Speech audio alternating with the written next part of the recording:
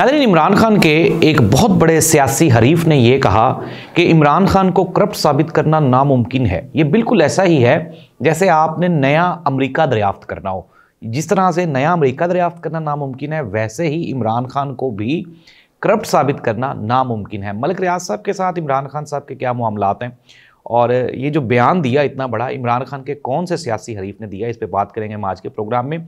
यूसुफ रज़ा गिलानी साहब जो chairman senate हैं पाकिस्तान पीपल्स पार्टी की तरफ से, उन्होंने एक प्रोडक्शन आर्डर जारी किया था पाकिस्तान तहरीक इंसाफ के एजाज चौधरी साहब की पेशी के लिए, लेकिन उनको पेश नहीं किया गया। उन्होंने आज गुस्से में अब सेनेट के जो चेयरमैनशिप है वो बड़ी एक कंट्रोवर्सी उसके बारे में उन्होंने क्रिएट कर दी है। अब क्या होने जा रहा है, जो गिलानी साहब हैं क्या वो सेनेट की चेयरमैनशिप छोड़ रहे हैं, लेकिन वो स्टैंड ले गए हैं। ये स्टैंड क्या है और आने वाले दिनों में पाकिस्तान पीपल्स पार्टी बिलावल भुट्टो जरदारी साहब को कुछ अपॉइंटमेंट्स दी गई हैं शहबाज शरीफ साहब की तरफ से। आज बिलावल भुट्टो जरदारी साहब काफ़ी अर्से के बाद अंगेज भी नजर आए। क्या बिलावल भुट्टो जरदारी साहब अगले वज़ीर-ए-आज़म पाकिस्तान बनने की तैयारी कर रहे हैं या फिर ये कोई मामूल की कार्रवाई थी? इसके साथ ही साथ नाज़रीन, हुकूमत ने पीका एक्ट में तरमीम कर दी है और ये पीका एक्ट क्या है, 3 साल की सज़ा आपको हो सकती है और कम से कम 20 लाख रुपए जुर्माना भी आपको हो सकता है। पीका एक्ट क्या है, ये क्यों नाफिज किया जा रहा है, इस पर भी बात करेंगे हम आज के प्रोग्राम में। नाज़रीन, सबसे पहले आज की सबसे बड़ी खबर, और ख़बर ये है कि कोशिश की गई, ये पाकिस्तान के एक सीनियर तरीन सहाफ़ी हबीब अकरम साहब उन्होंने बताया, उन्होंने कहा कि जब मेरी मखदूम जावेद हाशमी साहब से बात हुई तो मखदूम जावेद हाशमी साहब बज़ाहिर इमरान खान साहब के आप ये कह लें कि सियासी अपोनेंट हैं। आपने देखा होगा कि मखदूम साहब पहले पाकिस्तान मुस्लिम लीग नून छोड़ के इमरान खान के साथ शामिल हुए, लेकिन फिर इमरान खान को भी छोड़ के तो वो सियासत से ही किनारा कशी इख्तियार कर गए। उन्होंने बताया, उन्होंने कहा कि जी मेरा ये ख्याल था कि जो शाह महमूद कुरैशी साहब हैं वो भी इतने तगड़े नहीं साबित होंगे, लेकिन चूंकि वो इमरान खान के साथ खड़ा है तो इसलिए अब मुझे शाह महमूद कुरैशी पे भी रश्क आता है कि इतनी लंबी जेल उसने बर्दाश्त कर ली। और साथ ही साथ मखदूम साहब ने यह भी कहा, हबीब अकरम साहब ने कहा कि उनकी बातों से वाज़े हो रहा था कि इमरान खान करप्ट ना था, ना है और ना होगा। मलिक रियाज साहब के बारे में मिले जुले रुझानात हैं, मिले जुले बयानात हैं।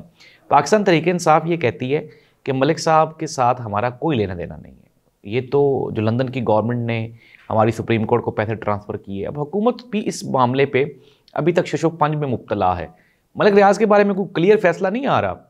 हमारी इस्टेब्लिशमेंट, हमारी जुडिशरी, हमारी हुकूमत, ये सारे अभी तक शशोपंज में मुब्तला है। नाज़रीन, इससे नुकसान है, मैंने आपको बताया था स्टेट का कि होगा क्या।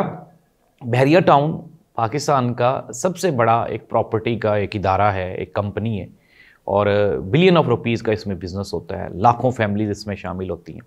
अब ये क्या होगा कि मलिक रियाज साहब दुबई चले गए हैं, वहाँ पे बहरिया टाउन बना रहे हैं। ओवरसीज़ की मैक्सिमम इन्वेस्टमेंट आती होती है इसमें बहरिया टाउन में, क्योंकि एक प्रिजर्व, एक महफूज सोसाइटी है।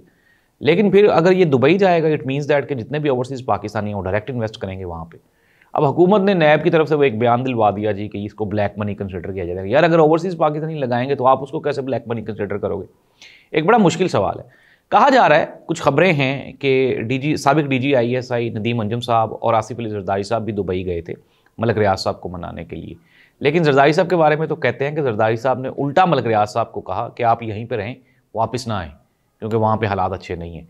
और इसी तरह से नदीम अंजुम साहब के बारे में भी ये परसेप्शन है, ये खबर है, ये बात है, हकीकत है, ह्यूमर है। कहा गया कि वो भी गए लेकिन मलिक रियाज साहब ने उनको इनकार कर दिया। मकसद क्या था? मलिक रियाज की जानिब से जो इसकी तरदीद आई, उन्होंने कहा ये मुझसे गवाही मांगते थे 190 मिलियन पाउंड वाले केस में इमरान खान के खिलाफ।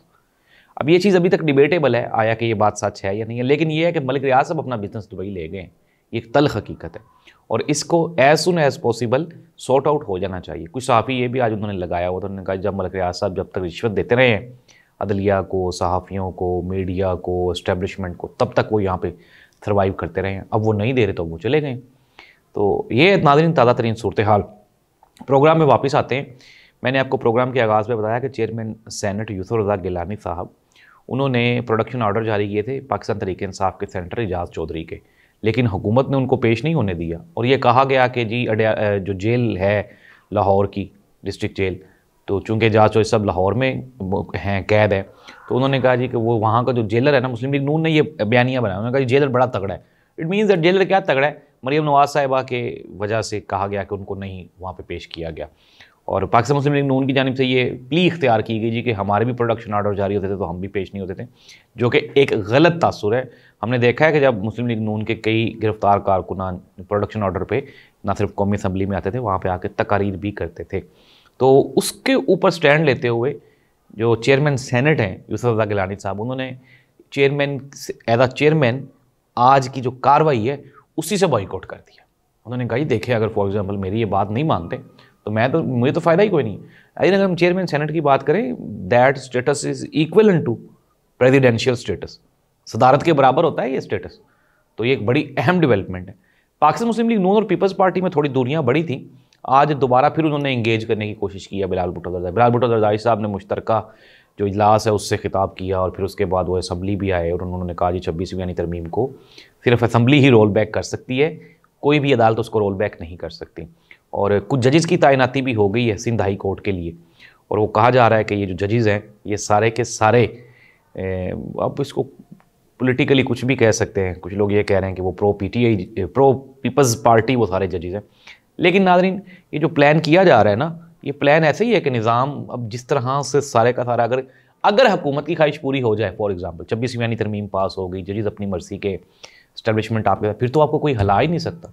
और जिस तरह कहा जा रहा था ना कि आप कोई ऐसी अमेंडमेंट कर लें कि आप आइंदा 20 साल भी अगर रहें, अगर अगला इलेक्शन होगा दोबारा फिर इस तरह से धांधली करके और वो फॉर्म 45 की बजाय 47 पे अगर हुकूमत बना ली गई तो कौन इसको चैलेंज करेगा, कहाँ पे चैलेंज करेगा? ना अदालतें हैं ना कवानीन है।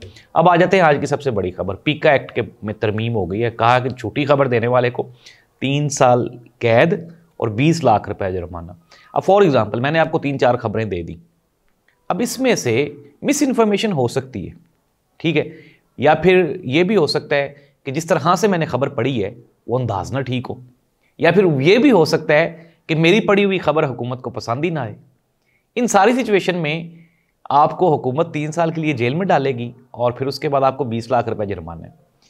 जब ये बिल पेश हुआ सेनेट में तो वहाँ पे जो गैलरी में सहाफ़ी थे उन्होंने वॉकआउट कर दिया और पाकिस्तान तहरीक इंसाफ की जानिब से शिबली फराज ने भी उनके साथ वॉकआउट किया।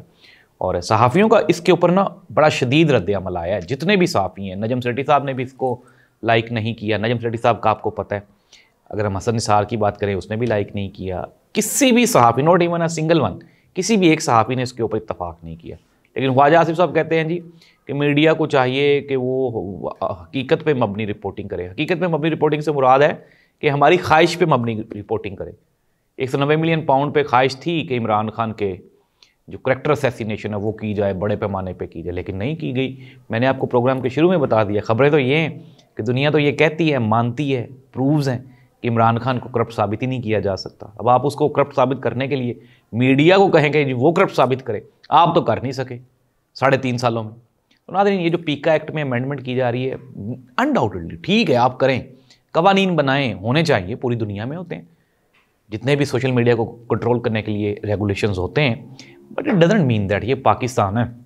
यहाँ पे तोबा मेरी आलम, मैं आपको एक मौलवी वाला लतीफ़ा सुनाता होता था कि वो मौलवी के, वो पिंड वाले मौलवी के पास आए तो उन्होंने कहा मौलवी साहब एक बच्चे ने ना कोई गुनाह कर लिया, तो उन्होंने कहा जी कि वो अब उसका कफ़ारा, तो उसने कहा कि ऊँट के बराबर रोटियाँ। तो उसने कहा मौलवी साहब पहले पूरी गल सुन लो, मुंडा तो आडा जे। तो उसने कहा मेरी भी पूरी गल सुन लो कि उठ नू थल्ले बिठा दो, यानी कि ऊँट को नीचे बिठा दिया जाए। तो मौलवी साहब ने अपनी मर्ज़ी से सज़ा भी तब्दील कर ली। वजह क्या थी कि बेटा मौलवी का था। अब अगर नाज़रीन, हम ये नहीं कह रहे कि ना नहीं होना चाहिए या नहीं हो, बिल्कुल भी नहीं, पूरी दुनिया में हैं, रूल्स हैं, लॉज हैं, लेकिन उनका इस्तेमाल सही होना चाहिए। हुकूमत तो आपके सामने है, जिसको दिल करता है जब दिल करता है उठा लेती है, जो कि बिल्कुल भी आप ये कह लें आज़ादी इजहार राय के ऊपर एक कातलाना हमला। ये पीका एक्ट वगैरह सिर्फ और सिर्फ आप ये कह लें कि हुकूमत की जानिब से कुछ भी नहीं, परेशानी का इजहार है। अल्लाह इस मुल्क का हामी नासिर हो। हमारा प्रोग्राम आपको कैसा लग रहा है हमें अपना कमेंट ज़रूर दिया करें और हमारा चैनल सब्सक्राइब कर लें।